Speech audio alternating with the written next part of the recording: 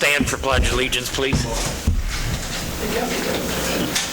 I pledge allegiance to the flag of the United States of America and to the republic for which it stands, one.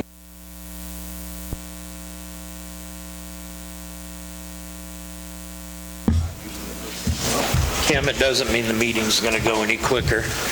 Did I not turn it or what? I'm sorry.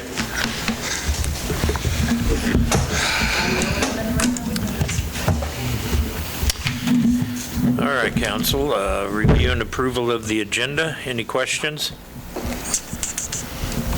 I'll make a motion to approve the agenda. Second. Motion and second. All in favor, aye? Aye. Opposed? Thank you. Is there anyone here that wishes to make any comments on any topic not on the agenda tonight? It's not on our agenda? What's it got to do with?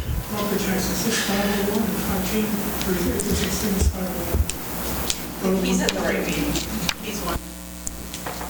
We will be discussing the tax, the R&R. That's on the agenda, so that won't be appropriate for public comment since it's an agenda item. Pardon? I just want to make sure it's in the right building. Yep. Okay. Yes, that's tonight. Okay, moving on. Consent agenda, council. Make a motion to approve the consent agenda. I'll Second. Motion made and second. All in favor, aye? Aye. Opposed? All right, now we are ready for the R&R. We'll first start by opening the public hearing to give anyone time to speak that wants to make comments to it. And then we'll close the hearing, at which time we'll have our discussion. So at this time, we officially open the meeting regarding the revenue neutral rate and public hearing resolution. So who's here to discuss that? We know you are. If you have some comments you want to make, come up to the podium, please.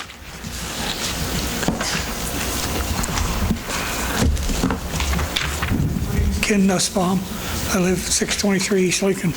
I got a notice in the mail the other day about notice proposed property tax increase in public hearing. My valuation of my home went up $10,000 last year. My question is, why $10,000 increase? The actual property tax value that you're speaking of is not controlled by the city. That's the one that's controlled by the county appraiser. I'm not sure I'm in the right building. Yeah, the one you're speaking of is the overall assessed value is increased Yes. by the county appraiser. Yeah. And The city has no control on that. It says September 9th at 6 p.m., 501 Park Avenue. There was a meeting. That's correct. The public hearing notice you got is correct. It's for our hearing, for our budget. As far as the assessment goes, is what Steve's, Not included. Yes. right. Yeah.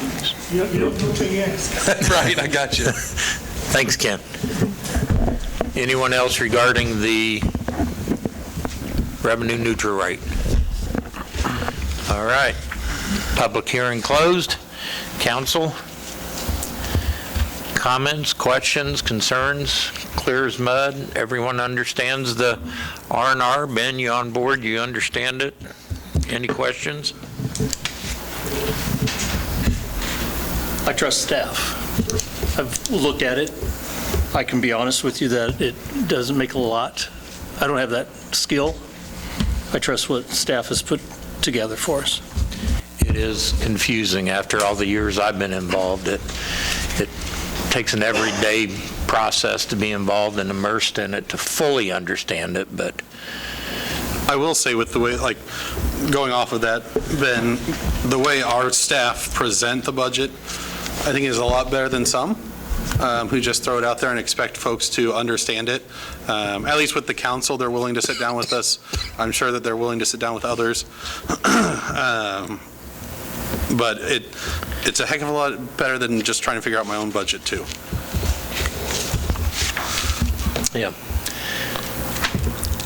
On a motion. We'll need a Well, we'll do a roll call vote, but we Yeah. need a, right, Roxanne, we need a Yes. motion? We need the motion before the roll call vote. Yes. I'll make a motion to adopt Resolution 2024-16 to exceed the revenue neutral rate. I'll second that. All in favor? Aye. Aye. Aye. Okay. Now we need That's the roll call. Okay. You're right. Dang it, Mayor. We don't do this enough. No, I know. Once a year. Mayor French.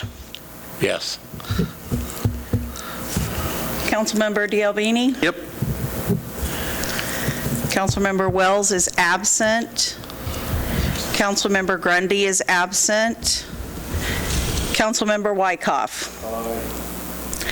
Councilmember Lohman. Aye. Councilmember Peterson. Yes. Councilmember Shala. Aye. Councilmember Middleton. Aye. Motion carried. All right. Now the budget public hearing. We'll again open the public hearing for any comments regarding the city's budget, at which time we'll close it when any spectators are finished talking, and we'll have our time. So at this time, I officially open the 2025 budget public hearing. Anybody wish to make comments? Nobody? We'll close the hearing. Council, questions, comments, concerns? I do have a couple of questions. I have some concerns. I know our staff does an amazing job trying to bring us in balance, and I know we've been playing catch-up for quite a while. Is there a realistic opportunity to at least cut 1.5 mil? Yeah, there is. Actually, we wouldn't cut anything per se. It would just be our ending balance would be, 1.5 mils. That's about 51 and change. Our ending balance will be about 51,000 less than what we anticipate. But in terms of actually cutting, we wouldn't do any kind of cutting. The reason we've been asking for an increase is to get to the end of the year in a positive amount. And right now, without the one budget transfer we have, we can't do that. So what we'd end up with is we just have 51,000 less at the end of next year is what that would be. But in terms of actually cutting 51,000 from the budget, I don't know what we would cut from the general fund. That's 51,000. We could do what's been done in the past, which is you look at the equipment that we'd purchase, put that off another year. But again, that's just going to make that more expensive in the next year. And what else have we done since I've been here? I'm drawing a blank. Equipment reserve, and then kind of any maintenance activities, we would just put them off. That 51K change you're talking, what if you split that between everyone that wanted a equipment reserve? Maybe pickup truck. Yeah, Of essentially that what we would be do is we would- 2,000, fire truck Yeah. 300, maybe that'd be 10,000 for them if it was spread out. Right, I mean, we could do something like that. We could find 51, and it would come through all of the departments in the general fund. But again, I just come back with, and that just pushes us back even further in buying anything. Again, as I've been saying since I've been here, I don't think we have a spending problem, we have a revenue problem. We just don't have enough. But the lights at the end of the tunnel, the assessed valuation going up, it benefits us. We're in much better shape now than I thought we were going to be. Y'all remember when my second budget here, when we had some doomsday scenarios that were bad. We thought we were going to finish the year in the negative in the general fund. We're not having that anymore. If the inclination is to go from 3 down to 1.5, we can make that work. Again, I'm of the opinion we need to get 6. We need to, right now we're at 46. We need to be about 52 is where I think we can finish the year in around $1 million in the general fund, which is where I think we need to be, and then we don't have that transfer from the electric CIP anymore. And if the assessed valuation keeps the trend, 52 is about the mill levy we need to be. So if the inclination is to go down to 1.5, we can do that. I don't suggest going down any further than that. But actually, Joel, to answer your question in terms of cutting anything, I don't recommend we do that. I don't think we need to. I appreciate that information. And I have always felt and commended our department heads and our staff as far as not purchasing things until it's absolutely necessary. And every one of you will push things out at least a year if it's not absolutely necessary, even though they've been, budgeting for it. And I understand that handling a municipality budget versus my own home budget, we're not comparing apples to apples. It's completely different. But I just, every entity is wanting a piece of this pie, and our pie is getting smaller and smaller. And if we can try to do something a little bit on the positive. But I understand that you're trying to do and play catch up, because for several years we were stagnant and not, so now it feels like it's being hit all of a sudden, so. Yeah. Any others, comments? Follow up with what was just said? Also, we have to, all the product we buy is a lot higher. Oh, absolutely. I mean, it's that way even in our homes, and I get that. But the way I associate this is, in the grand scheme of things, $35, $37 annually per property owner is not a lot of money. But when you have the city wanting that, you want the county wanting it, the district, the school district and the college, it's kind of like when you go to the hospital. You've got the hospital bill, your doctor bill, your radiologist, your anesthesiologist. Everybody wants their payment, but not all of them are willing to just get a small part of that pie. You've got $100 a month to spend, but yet there's $150 that needs to go out. So that's how I'm associating it. So if we can try to not be quite as severe, but I'm just one vote. Yep. What do we want to do? We can adopt it as is. I got a question. So, looking down the road, it would be really nice to have a balanced budget. So if we go with the three mills? Over. How close are we to getting a balanced budget?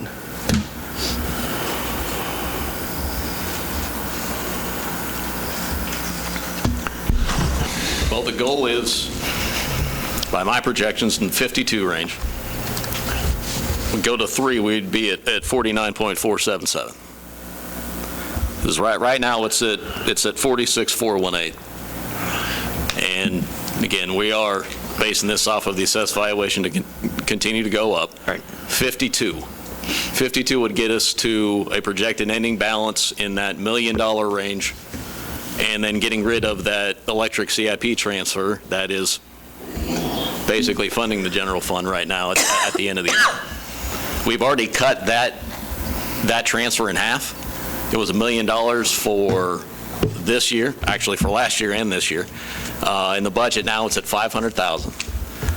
So the plan would be as if the mill levy were to rise at whatever increment it does, that transfer is going to go down as well. That transfer will go down. And then when we're finishing the year in that $1 million range, give or take, and that fund is gone, then the mill levy would be more maintenance. It would be the 3 numbers after the decimal point, not the 2 before. So are we talking like 2-3 mill raises to get there, essentially? So if we go to $1.5 million, we've got to do 4? Essentially. Yeah. Okay. Yeah. Yeah, Yeah, so we're just kicking the can down the road a Yeah. little farther, is all we're doing. That's what I was wondering. Yeah, let's see, and Roxanne just gave me the August financials. We finished the end of August with $677,000 in the general fund. That's that's low, but it's not as low as I thought it would be. It's actually better, but still, we'd want to get that number at around $1 million if we can. Again, it was, right now we're at 46. The goal will be to get to 52. But if you wanted to lower it and do 1.5, again, that assessed valuation going up, the number we have now, the assessed valuation of 37,927, I got a feeling that's not going to be the number that is actually budgeted. Remember, that's an estimate. We base this budget off of an estimate. Last year, the assessed valuation was 35,992, and we were budgeting at, what, 34.8? I think it came in 1.1 higher than what we were budgeting for. And I think our assessed valuation will end up over 38 million. So that will project next year to an increase in the valuation as well. As that number keeps going up, the increase amount is going to go down. So again, we had said, well, last year we thought this would be a 3 or 4 year process. We're in year 2 of that right now. We're playing catch-up. Yeah. There's nothing. Yeah. I mean, we can, well, I'll tell the story. Fire department has never had any money put back for it until Corey was doing it and I've been doing it. I mean, not a dime was put back to buy stuff. The employees were given salary amendments, and there wasn't anything done to pay for that. So we've been playing catch up on equipment and employee costs, and we're getting there. I think there's light at the end of the tunnel. It's just, it was going to take 3-4 budget cycles, and we are in the second year of that. Again, we're in better shape now than I thought we'd be. And we had some budget meetings last year where we were all telling you, if we don't have this electric CIP transfer, the general fund was going to finish in the negative. And beginning of this year, we had $98,000 in the fund. We had to, of that $1 million, we transferred about 402. Again, we told you all that our minimum amount to cover expenses is 500,000. You guys want to know how low 98,000 is? That doesn't cover a payroll. So I mean, thank God we didn't have a payroll soon at the end of last year. Yeah, and General fund's the biggest set of employees we got. Yeah. I mean, fire, police, street and alley, admin staff, the clerk staff. I mean, it's probably half. I bet it's over half of our employees. Probably 2/3 of our employees are general funders. yeah, for an overall budget of 35 million with our utilities, the general fund's 10 million. I mean, it's a third of it. But again, don't want to do the old doom and gloom. We're actually doing a lot better than I thought we'd be. I thought we would need all of 4 years to get this done. I'm anxious to see 1 year from now where we are with the assessed valuation, the sales tax revenue, I mean, stuff like that. We're trending online or a little bit higher in our revenues for this year. So we may not need to make such a big transfer from the $1 million that we have with the electric CIP. So we're getting better. It's just there's a lot of catching up to do. And we're just talking about the levy side of it. The increase in transfers we've done, all that stuff. But again, we'll work at your direction. But if you guys want a number, 52 for the levy. And we are at 46 now, and we're recommending to go to 49.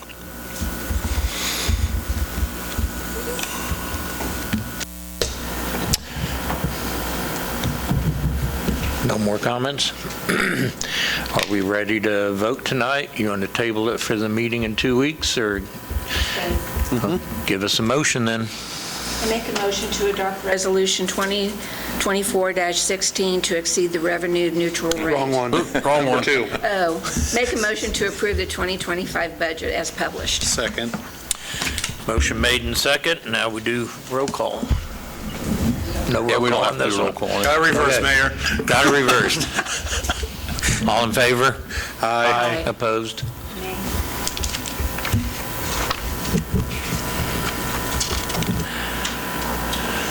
I will pass around.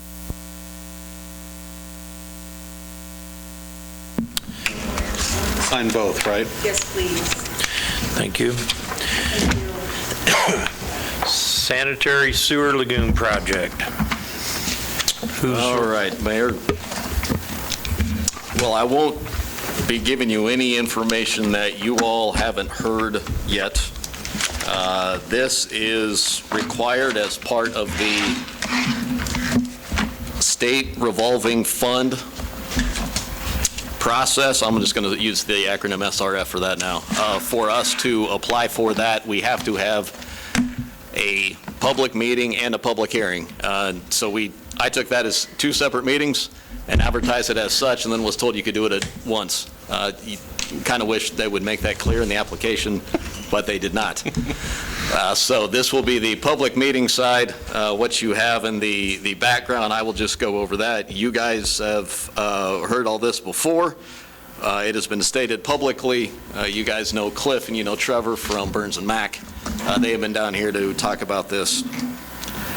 So what the improvements are going to do and what the loan will potentially cover is adding what is called a nitrox aeration reactor system to our sewer lagoons. What it'll be two reactors that'll be located to adjacent to cell 4 of our lagoon system, and they will reduce our ammonia and our biochemical oxygen demand. It's called BOD. In our wastewater effluent is the water that, after it has gone through our sewer lagoon system, it's the water that is deposited into the Neosho River. We have a picture of in the packet there. The estimated timeline, first step is this meeting. Next one will be the meeting on the 23rd, will be the actual public hearing. And Mayor, that'll be one. You'll just need to open a public hearing and close it. The application deadline is October 15th. The application itself is coming along fine. We just need some minor paperwork to get done. And then we'll be able to move on, get that turned in and applied for. Projected to start this project June of next year. Completion would be 1 year after that. We anticipate the first payment notice to be in the fall of 2026, and the first payment due itself fall of 2027. Those last two bullets, again, those are projections, and when we will make the first payment, we'll find out how much we have to pay when the state lets us know, and then our first payment will be due 1 year after that. The estimated cost of the project is $11.2 million. The projected increase in the monthly loan charge will be $27 per month. That's based off of a debt payment of $855,000. Again, that's another projection. We'll find out how much we owe when the state tells us. Let's see, included in the packet, we have a picture of the lagoon system, and then below that one, figure 4.2. You notice the numbers don't add up. We took these from our sewer master plan. The figure 4.2 is what the nitrox system looks like. They're big tanks. Again, that picture doesn't quite do it justice, but those tanks are big, and they are big concrete boxes. I'll see if you have any questions. Toby's here to answer. Toby will be here. Guys, you have questions about the chemistry of it, I'll defer those to Toby. The mechanics of everything that's been done, I think between me and Corey and Toby, we'll do our best to answer them. Well, we'll have Toby come up just so his time's not wasted. So I've got a couple, just remind us if you would, for the sake of discussion, what caused the ammonia dump? Ammonia's in your, Right. Right. But they said we dumped too much, right? Oh, Our we're levels outside were the too high. tolerable limits. EPA put now we have actual limits instead. We used to be monitor only. We did our testing, and it just said, they just kept an eye on it, monitored. We finally got limits now that we have to be in. We have a number, and it changes in the winter and the summer.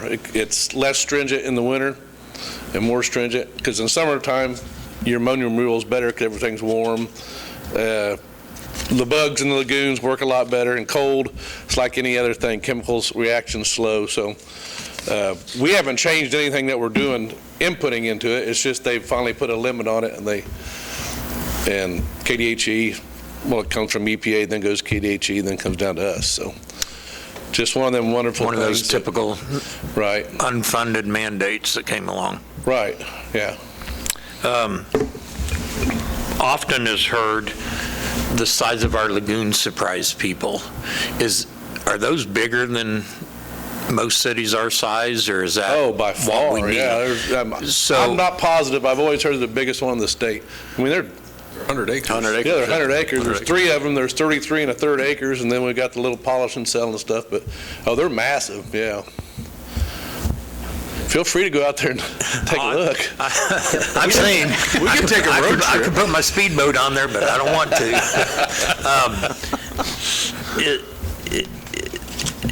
Is there any benefit, and I don't know that it's mechanically possible, since they're so big, is there a benefit of them being big? We get to retain more longer? Detention time. Retention exactly, time. Yeah.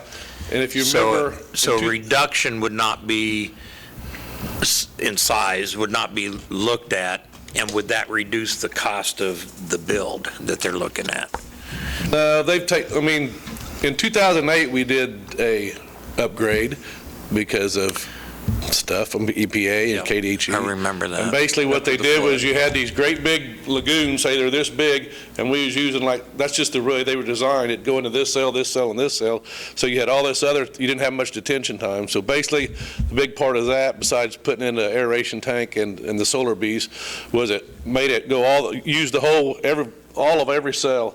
So your detention time was better, and that worked pretty good for BOD and stuff for the most part.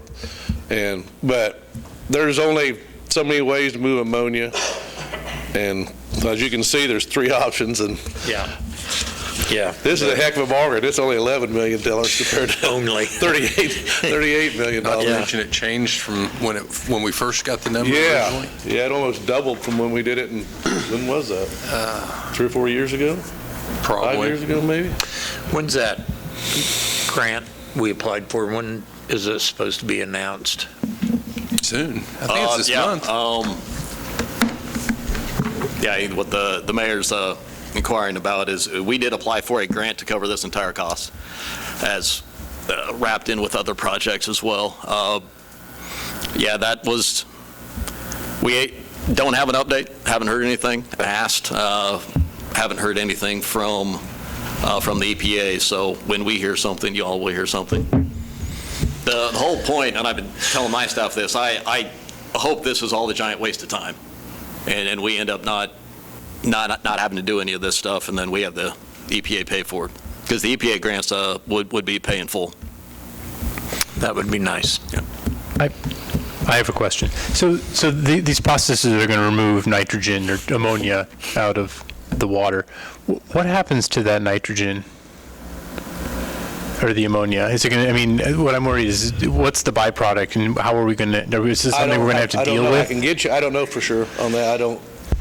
That'd be a Trevor question. I can ask him. I'm not, this is the first, I've never dealt with this system before, so I'm not really positive, but I can find out. My reason for asking is, there's different systems out there that do this, right? Right. And I'm worried that we're going to take the cheapest one, which has the least investment, but then we're stuck with a maintenance cost of disposing of, concentrated ammonia or something like that. As far as I know, there's no. It's basically just the process. It's a process. It's not like you're going to have stuff you got to haul off or do something with. I mean, I don't know. It's slowing the process down. You don't have a buildup of ammonia. Right. Matter is neither created nor destroyed. It's like something's got to happen to it, right? What's happening to it? And then is that going to be something we're going to have to deal with? He can probably send us a quick answer to that. Okay. Yeah. I'd be curious. And then my other question is for Matt. Yep. This $27 a month potential debt service, that would be applied equally across all of our consumers. It wouldn't be based on any sort of usage. Right. Okay. It'd be a flat fee. Okay. And when do we want to start that now? It's the year before the debt. Yeah, First payment. Start at any time you want to. yeah, you can do it anytime. The latest would be 1 year before the first payments due. But we would definitely know long before that if we get that grant. And Yeah. then we would not have to do that. Right. I think we should know, I think the grant was slated to be announced sometime this month. Yeah. But you never know with grants either. Yeah, let's see, it was applied for July 31st, and we were under the impression that within 3 weeks, we'd find out if we had made it to stage 2, and we haven't found that out yet. And is this the same grant that it's revolving, we could reapply for? Yeah, we can. Okay.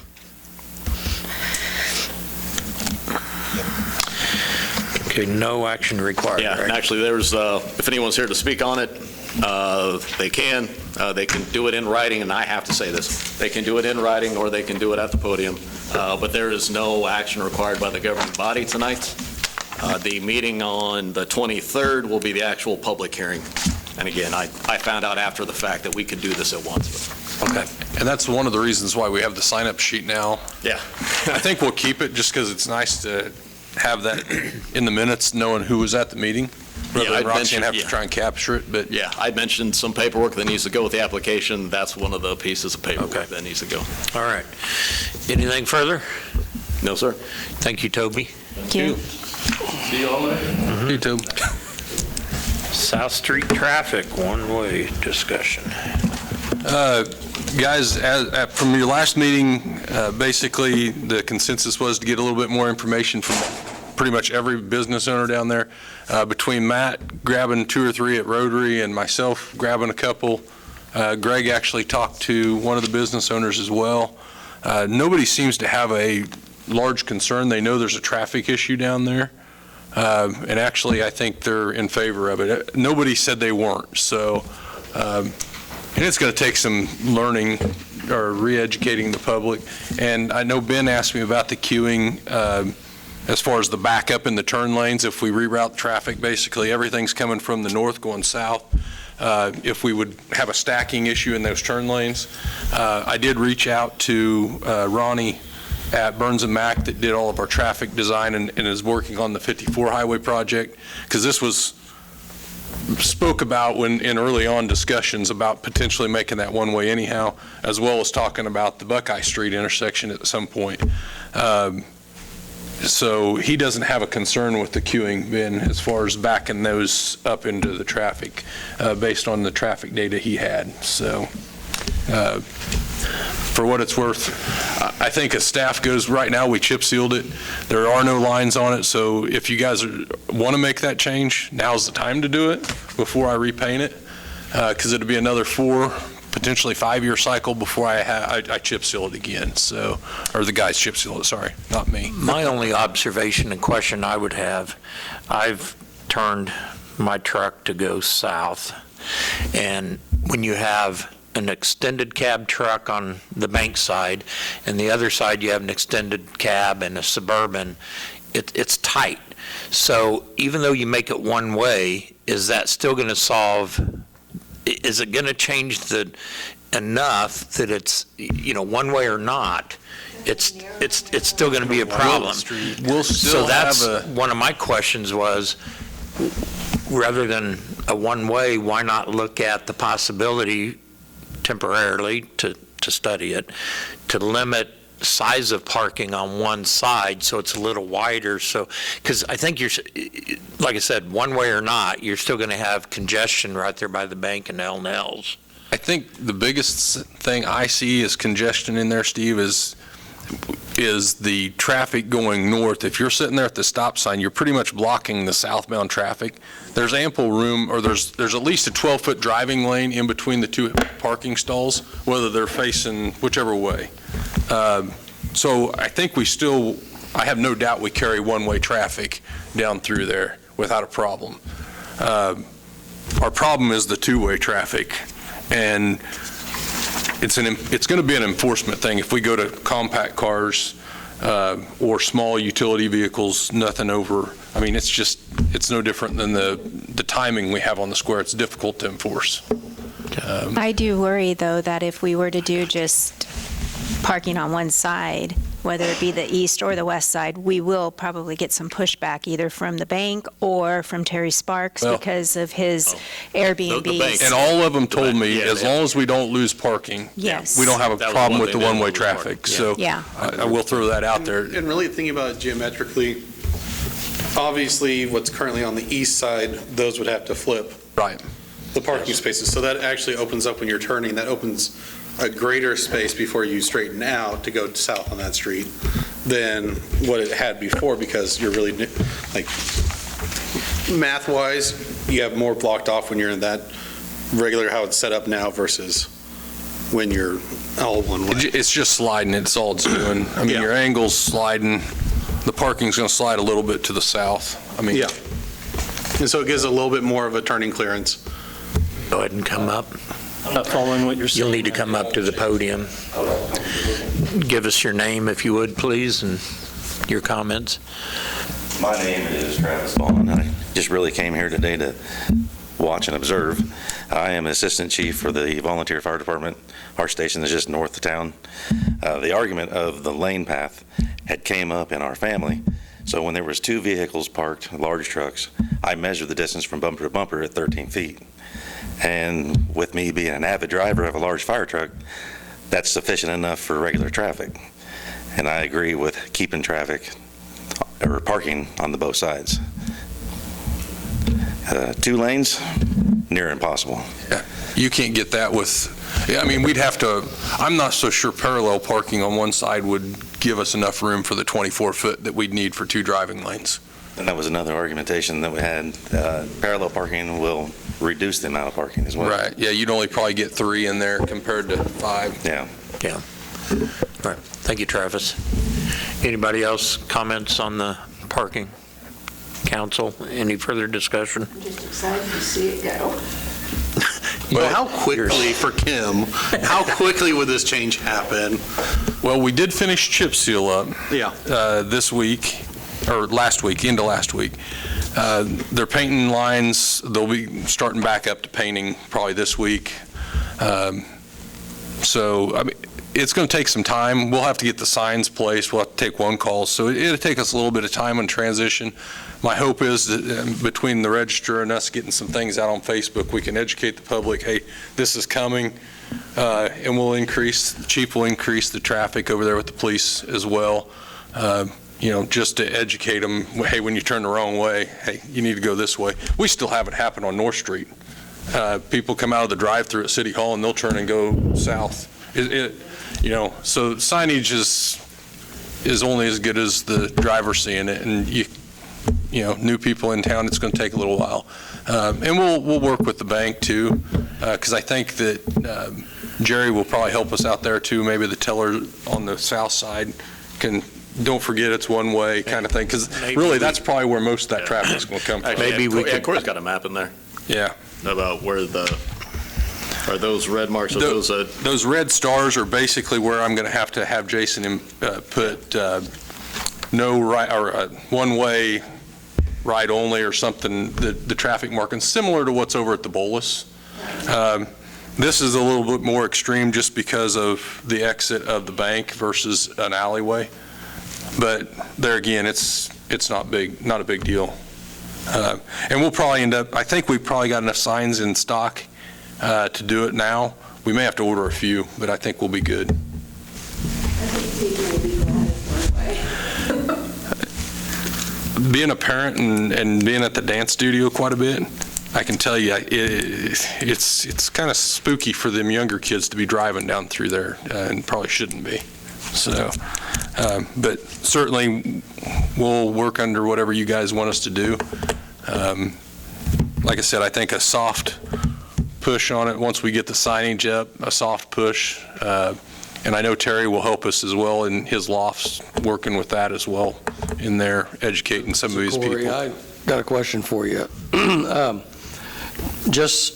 heard what you said, you talked to everybody on the street and you didn't have any resistance. I just want to ask the question, everybody was talked to on the streets. Okay, let me think. I talked to Terry Sparks as a business, as the building owner. We talked to Emprise. which collects most of them. You talk to McIntosh, Booth, Chelsea Lee, and who was the other one? There was Mike another one, Heigl. though. Or Mike McGee, and then, Insurance. Yeah, I talked to Lauren Cordy. I called Lauren and I called Ken Rowe because he owns and the building Second there. Chance. Oh, Bob Hawk, that was the other one. Bob Hawk, yeah, we talked to Bill Bob. Nails. Terry Spokes. Well, we talked to Terry as the owner of the building. Yeah, the only ones I didn't approach would have been the FAR building, which is vacant right now, the Britt building that's for sale. And what about RB Auto? Yeah, I I mean, didn't he's talk to right on the Richard. corner. None of his traffic is there. I didn't talk to him. Right. Yeah, all his stuff is off of Broadway. I mean, I can reach out to him if you want me to. And the other reason I had it on 2 agendas, honestly, was I knew that the press would cover it and opportunity to come to the meeting and voice their concerns. I haven't heard anything from anybody in the public, so I don't see a big issue. Like I said, it's probably needed to be done for a while, and now it's just a good opportunity, I guess. Thanks, Corey. Appreciate it.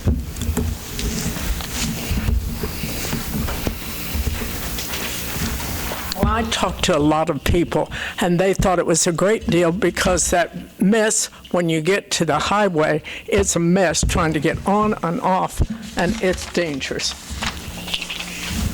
Thanks, Donna. Do we need a motion or just give direction? I think it'd be best. Okay. I'll make a motion to approve staff to, oh, you want to do that? No. You want to do that? It's your baby. You go right ahead. No, Come on, Kim. I'm not Just gonna Kim, take come your on, thunder. do it. I'm not taking your thunder. I recommend approve staff to change traffic pattern on South Street to one-way traffic from Madison Avenue to Broadway Street. Are you going to make the motion? Motion. Whatever. I'll second the motion. Motion and second, all in favor? Aye. Opposed? Thank you. Thanks, Joseph. I should have just approved. I should have voted against that just for that. And we'll try and get it over the next month or so in place. Much, but I did do I something. had my lines wrong. All right, we now have Tiffany Davidson as a guest tonight with Southeast Kansas Multi-Health. Chance to introduce herself and her job. Like you said, my name's Tiffany Davidson. A few months ago, I took over the role of public health nurse at the health department here in Allen County. Just wanted to introduce myself. We offer a variety of services, some of which include physicals, immunizations, family planning, labs, TB tests, and WIC, which is a supplemental nutrition program for women, infants, and children up to the age of 5. If there's anything that we as a health department can do to help the community that we're not already doing, or events that you would like us to be involved in, please reach out to us and let us know. Appreciate you coming and introducing yourself, and that's the Health Department on North Washington? Yes. Okay. Thank you for coming, and thank you. They were a hit at the block party. Good. Won't say why. You just did. There were 4 tables sharing the same thing. You just did. Oh, goodness. Council and administrator reports. We'll start over here. Ben? Yeah, nothing? Nick? Want to thank the water department for once again fixing yet another water main break. See, how many is this? Are we having more than we usually do, or is it just they're affecting me, so I care now? We're having more big we've had, leaks. it's, Corey and I were talking about it. Last year was drier, but we're having more leaks this year. It's still dry, but it's not as dry as it was last year. I think I counted. And we're talking, how much this do we chalk up to bad luck? How much of this is age of the infrastructure? The one that I told you about at 54 in Washington, that blowout, when you look at that pipe's not in terrible shape. It's 100 some odd years old, but for a pipe that's that old, it really wasn't in that terrible a shape. Looked for a date. A lot of times you can find a date on the hub. We couldn't find a date on it. Yeah.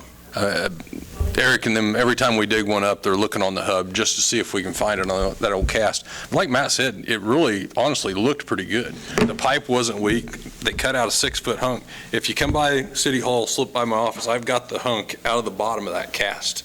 I mean, it's nice and thick and clean, and Yeah, there aren't any particles in it. Yeah, the underneath side Yeah. was like packed in clay. I mean, it didn't even wash it out.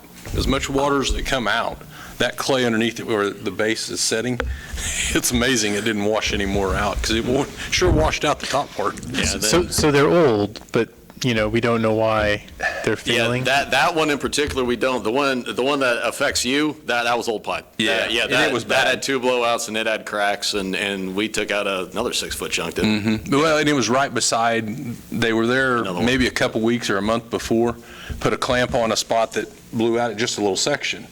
Come back and literally dug in the same hole and cut in about a 6 to 8 foot piece of pipe, and it had a lengthwise crack the full length. So, I mean, the force of the little piece coming out and us putting a clamp on it probably just sent the weak spot out. But to answer your question, we've had a lot of bigger mains. I mean, that one over there is a 10-inch.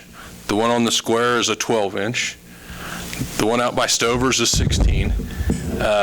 We've had a lot of line loss with these leaks over the last month and a half. We've done a good job of replacing a lot of the 4- and 6-inch pipe throughout town.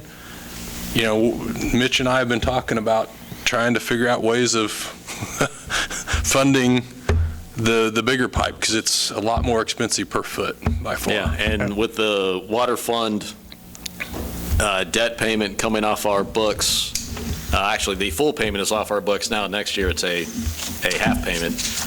With that coming off, we can be more aggressive doing that, but $686,000 doesn't buy you a whole lot of pipe. Doesn't buy you a lot of line. And these are spots in town that, up until this summer, weren't high on the priority list of needing to get replaced. We've always had a leak here and a leak there on some of those main feeder lines, but it's not been as prevalent. It seems like this year we've just had a lot. I know we've had 3 or 4 on 12-inch size, 2 on the 16s, and probably 2 at least, maybe 3 on 10-inch size. We have been very limited on the 4 and the 6-inch, which is odd, because that's usually what the guys end up working, but not recently. So. Okay. And then you said they were clean. There wasn't anything in the pipes, like dead cats or anything like that? No, Nick. Okay, good. Actually, they working with water flowing through them for the most part. Yeah. I'll go ahead and piggyback on Nick. That was on a Friday evening, right before a long holiday weekend, and I've never seen so much water in the street, and it took a while for you guys to even locate it. So I commend everybody that they were doing their job, but still, it was a Friday night right before Labor Day. My other question is the street sweeper. Is it down right now? No. Okay, just haven't gotten to some of those areas that were newly chip sealed. Yeah, Okay. they're working on them. They're pretty close. We're going to try and get everything polished up this week on the sweeping with the chip seal. And then our sweeper is going to go to Kansas City and get worked on. Well, I knew we were having some issues with it again, so I just didn't know. We're having some overheating issues, but like I said, we're milking it for the week to try and get the chip seal cleaned up. And honestly, chip seal looks really good. The truck was a problem again this year as well. We had another hose blowout. Jason's just had some terrible luck as far as what should be about a week, maybe a week and a half of chip seal, stretching out into about 3 weeks over the last couple of years. And what's strange is the truck, the hoses were replaced on it last year. It's getting ready to go back up first of next week as well to Topeka, and probably sit there whenever they get time to work on it. 'Cause it's a month truck use. It's got 8,000 miles on it. It's probably 15 years old, so we'll continue to use it.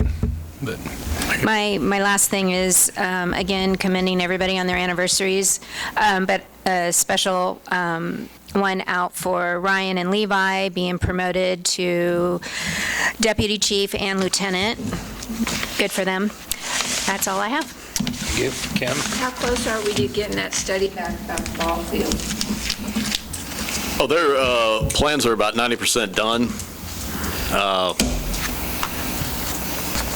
Yeah, so 10% away. Okay, thank you. More kudos for our employees. It's very appreciated. And that's all I've got. All right, so my list.